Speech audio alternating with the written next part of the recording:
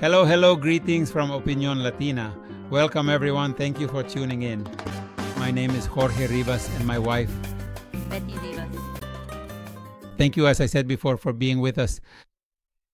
Today we are at, for those of us who believe in Christianity, the beginning of Holy Week, Semana Santa. I know that in many places a lot of people take the whole week off. They go to the beach and there are different foods that are made in different countries. Like in Mexico, what is the main thing? Is there anything special that people do? Well, usually Thursday, Friday, and Saturday. Well, people just eat. They don't eat meat. Really? Fish. I don't know if it's true, but I heard a story that in Venezuela, and I imagine in that whole surrounding area, including Venezuela, Colombia, and maybe others, several decades ago, well, or perhaps even 2 or even 300 years ago, devout religious individuals decided, and they made a choice that would impact the region for a long time. To say that capybaras, which are like big pig-like animals, were part of the fish family, that they were related to them because they live a lot in the water, and so they could Go ahead and eat them. Now to cheat, so they could eat them during Holy Week. it's The fish, it's not a fish just because it lives in the water. no, well, then I'm going to go eat a hippopotamus. Well, yeah, some meat. It's meat. Well, shifting now to a much more serious note, right here across the United States this past Saturday, various liberal groups, community organizations, and passionate activists gathered together in several major cities to voice their concerns and make their presence felt on the national stage. I mean, yesterday, last Saturday, Well, it's already over already Saturday already passed. Yes, but you said it like a while ago. several days ago. It's been a week since it happened and nothing. I just kept thinking That it wasn't yesterday. the hours go by very slowly. And when you're with me, even slower. Do you enjoy it that much? Yes, just imagine. So, various liberal leaning advocacy organizations that receive substantial strategic support from the Democratic Party are also heavily bolstered by significant financial contributions coming from large scale corporate and private philanthropic institutions. Maybe not so, Dirty money. not of such good quality.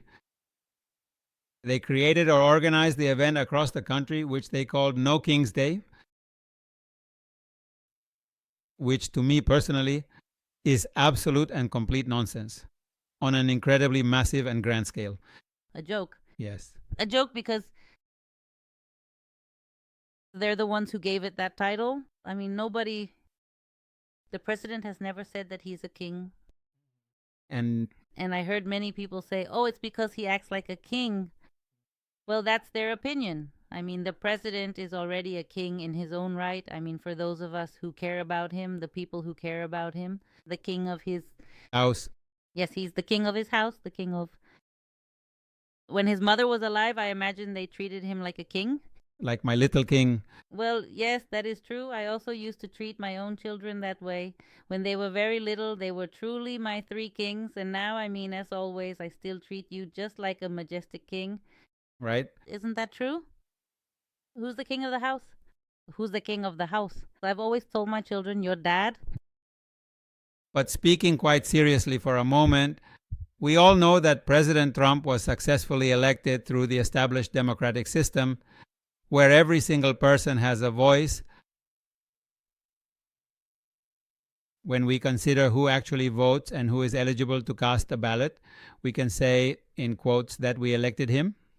We participated in the process and voted in what appeared to be a clean way, or so we could say, metaphorically speaking, because we are all well aware that there have been some shady things occurring in the last few elections. However, despite those concerns, he still managed to win the clear majority of the votes cast by the people. I mean, he won the election fairly. Fairly. So in a system where the winner the candidate who secures the absolute majority of the popular votes. He was chosen through a legitimate democratic process.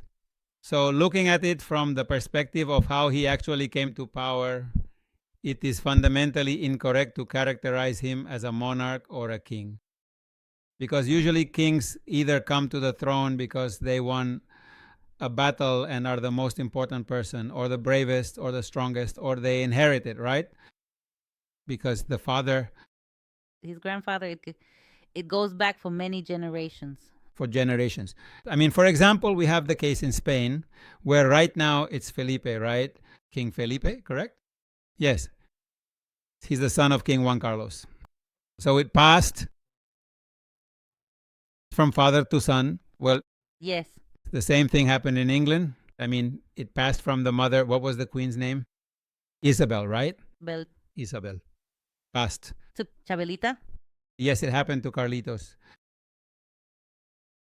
Yes, I mean, it's already very well known and established, and those with a keen sense of intellect already know it with a real sense of it. Sane. Using our basic common sense, we all know that this is simply just another calculated move, yet another strategic invention, and indeed another political invention by the Democratic Party designed specifically to create widespread chaos and make the general public believe. They want to signal to people that with these tactics, they feel really powerful. And they have already successfully made a complete spectacle out of it all. There is the A Day Without Immigrants movement, and then there is that other one. I can't quite remember what it's called right now, but they have actually done several of these. They have deliberately made up a wide variety of different things just to create total chaos and a complete mess in the streets. This is because in many of those various protests, which were supposedly meant to be peaceful, we know for a fact that many of them simply haven't been peaceful at all in reality. And just like a news commentator was saying recently, I believe it was actually on CNN, where this person mentioned, and well, I saw it with my own eyes too, where a whole lot of people at those large protests were seen carrying Hamas flags and Palestinian flags. Palestine glass shards. And various other symbolic flags, like the well-known Rainbow Pride flag. That is correct. It features the official Mexican national coat of arms, and where the red and green were replaced by the rainbow yesterday. And very proudly. So it's a large-scale social gathering, not necessarily to protest a single specific issue or grievance, but rather it includes an entirely diverse collection of eccentric individuals and a whole bunch of people who are deeply dissatisfied with the current state of their own personal worlds. But we know that, like the people who promote free Palestine are often the same ones who hold very extremist views. Consequently, it is clear that they are not exactly great examples for others to follow, and they certainly lack a respectable reputation in society today. So this particular political candidate brought that specific point up during the discussion, clearly pointing out that there were a wide variety of different groups and organizations that simply aren't so good for the kind of inclusive and prosperous society we all want to have in the future. Exactly. But in the end, I mean, they held those protests all over the United States, in many states. And they feel incredibly proud and truly happy about what they have managed to achieve. But people like us know the real truth that lies beneath. That's not true. I mean, the president has never said he's a king. However, at Sammy's, we held an event that we referred to this significant event as the day of the primary chief, commander-in-chief of the entire armed forces, which in English is formally referred to as the commander-in-chief. I mean, because that's what the president is? Yes, because it goes back to the time of Washington.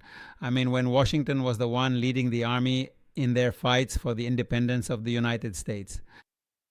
And there's a very famous, very important photo where he is leading a group of soldiers crossing the Delaware River. We truly feel right now that it is essential to have someone in firm command, someone who is fully in charge of the entire country and the military, a leader who possesses a very clear vision and a strong sense of purpose, who has leadership, an ability to lead. So that's what the president is doing right now, leading the army in the battle they're currently having with Iran, because we know that Iran had made threats against the United States. Iran has been killing people either directly or indirectly. So through the media, through intelligence sources, they reached an agreement that the time was right. In other words, if nothing was done at that moment, it might have been too late. So because of the situation at Sammy's, we collectively decided to put it out there in the mainstream media and publicly announce that this coming Saturday, which is the exact same day they held their No King's Day protest, we organized our own major event where we stood up and said the complete opposite of what those crazy Democrats were saying at the time. Democrats, I mean, where we gave our full 100% support to the Commander-in-Chief, President Trump. Yes. And to give him all our support, because it's been spreading on many platforms among many people who are 100% in favor of the Democrats, that those of us who supported the president, well, that 50% or more than 50%, thank you. They don't support him anymore. They don't want him anymore. That all of us who supported MAGA, that we're not MAGA anymore. And they're saying it so that people will believe it, that the president is going downhill. But they're spreading lies. It's a complete lie, because, I mean, the president, he has total support from 100% of the people who voted for him, and from those of us who want to make America great again. From the MAGA crowd, we're all in 100%. So everything they're saying is a lie. And we also have to understand that President Trump comes from in English, they call it a background. What he used to do before, as many of us already know, he's a businessman. Oh. I mean, I know he had at least one television show where I think it was called The Apprentice, right? Where he was the main figure. But also, I mean, because his father did something similar in real estate, I also know he started out in that, but I know, as you also know, he has done many other things, many more things. So he is someone who, through his leadership, has been able to get ahead in business. And of course, we know that with his personality, he is a direct person. He doesn't beat around the bush. It's one of the things that when I had the chance to talk to him, I told him that one of the things I liked about him was that he was a direct person.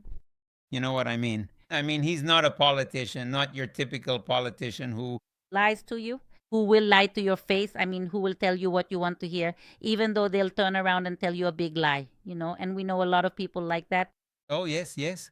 Unfortunately, but President Trump isn't like that. He's not like that. I mean, he's very direct. He says things exactly as they are, and he's honest.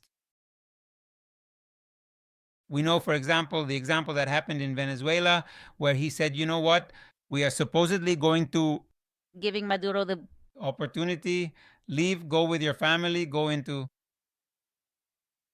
exile, right? Exile yourself to another country, maybe, I don't know, to Argentina. To Cuba. To Cuba, well, yes. They wanted him there, or they wanted him a lot. They wanted him, yes. No, and since he had money, he could have lived well. Yeah. With money, he would have lived well. But he didn't leave. So he didn't leave. And what did the president say? I'll come and get you out. And we know that Maduro said to him, come for me.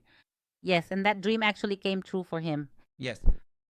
And well, we know that President Trump is a man of his word and has guts, real guts.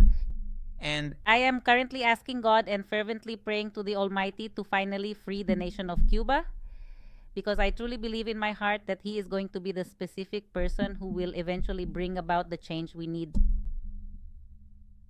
Will be able to do something for Cuba. I think it's about time. And So, God willing, may He give the president everything he needs to finally free Cuba. so I think a significant part of the whole issue, when I look at the situation, I know the political Democrats use this No King's Day simply to create a specific narrative. I mean, to stir up unrest, to make people hate the president. A distraction, as they say. Yes, that is exactly why there are quite a few people who simply do not like him at all. Pure hatred. They actively promote deep hatred. All those different activities they perform, like these organized events, they, based on the narrative they are pushing, are simply designed to promote hatred. I mean, they are deliberately sowing seeds of hatred and division when they say that President Trump is the one who is dividing the country and spreading hate everywhere. That's a lie. But there are people who I imagine really do believe it. Oh, of course. No, but what I want to say here is that a lot of people truly believe that President Trump's behavior, his attitude, and the way he runs his presidency is very much like that of a king, Or or like a man who has abilities far superior to most presidents who have ever existed, especially if we compare him to Joe Biden. You know what I mean? Because we know that Joe Biden supposedly spent many days of his presidency lying on the beach under a little umbrella, like half asleep, kind of dozing off. and He was out of it. I mean, Sleepy Joe. So if you take the leadership of a strong man, someone capable of doing whatever is necessary, and you compare him to Sleepy Joe, then you say, no, this man doesn't act like a president. He acts like a great leader. And what do you call a great leader? Well, a king. exactly. But here's also what's very ironic. Ironic and also very curious, which is something we also need to ask ourselves. If we take the general perspective and political thinking of the Democrats, a significant number of whom say they don't know at this particular moment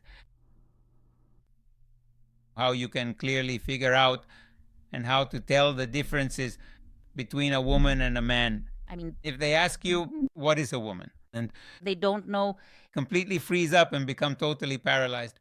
Just like what happens when a deer represents. caught in the headlights of a car. In other words, they freeze and say, no, we don't know what a woman is. So if we take that kind of thinking from a group of people who don't know what a woman is, then how is it possible that they know? Thank you. The difference between a king and a president. Exactly. I mean, more than anything, thanks to God, you were able to give birth to our 3 children. And from the moment I saw you, I said, what an amazing woman. She is truly such an incredibly amazing and inspiring woman. What an extraordinary woman she is. No, you said, what an amazing woman. I said, this woman has the parts that God gave her to be able to give birth. She has some parts that are going to fill with milk to feed the little babies. So what could be easier than describing a woman as a human body created by God, created by nature, who has the ability to give life, to bring a baby into the world, and to be able to give them milk? I mean, if you say those two things, that is a woman. that is a woman. Okay. But if we look at today's Democrats, they don't know how to describe it. I mean, for me, especially if you go to the highest levels of government, like the Supreme Court Justice, I don't remember her name, but I know she's black. I think she's the only black woman on the Supreme Court. So if she couldn't describe what a woman is, just imagine. These useless people. Supposedly they have a certain level of education. The highest you could possibly imagine. Yeah, exactly. I mean, just imagine all of this bunch that were at all those protests yesterday. Bunch of potheads, habitual drug users, fentanyl addicts, and really just about any kind of substance abuser. Whatever you can possibly think of in that realm. People who think they're dogs, who think they're cats. I mean, just imagine. I think that people with hair dyed in vibrant rainbow colors and everything like that. I mean, honestly, come on. weird people. Yes, I mean, if they don't know the difference between a man and a woman, how dare they say no king when no, They know. and it's impossible for them to know. It's impossible for them to know. So, But anyway, in the end, we did the event. We're very happy, very pleased. Thank you very much to each of the people who attended, who were with us, sharing. There were many people, even though people say otherwise, the people who were there saw it. We were sharing this wonderful moment together. Everyone, every single person there was happy and cheerful. They truly and deeply admire the president. And we can certainly attest to that because countless thousands upon thousands of people have come here to Samis and they have let us know it in no uncertain terms. and many thousands more through social media. Through social media, through letters, we are still receiving letters. Thank you so much. And in those, they tell us that they support us, that they love the president very much, and that they support him. In other words, there are thousands of people who are still with him, who care about him, and we know he will continue to do well. No, and I would like to cordially invite other businesses across the entire country and other brave people who dare to do something similar to this to join us. Be brave. Like what we do, because we do it from the heart. We do it because we feel it. The essential need to offer a welcoming space, a dedicated place for diverse people who truly want to show their unique talents. Support for the president, and they feel happy wearing a cap, a t-shirt, a flag, a cap that says Trump, because we've been told and we know that here in Catalina there's a restaurant, I'm not going to say the name, where someone went to Sammy's and came in upset saying, the woman at that restaurant saw my cap and told me, I'm not going to serve you because you're wearing that cap. You're not going to serve me. Oh, well, and he left. He said, I'm never coming back to this restaurant. Can you believe that? Can you believe that? I mean, for someone to tell you, I'm not going to serve you because you're wearing a t-shirt that says Trump whenever I'm out with my pin, with my bracelets. I mean, no, I can't imagine someone telling me, I'm not going to sell to you or I'm not going to serve you because you have Trump's name on you. Yes. And we, as I said earlier, do it because we truly believe that the president is using his leadership, his abilities for what we elected him as president for. He is doing a good job and we have to support him. We have to say, thank you, Mr. President, for everything you do.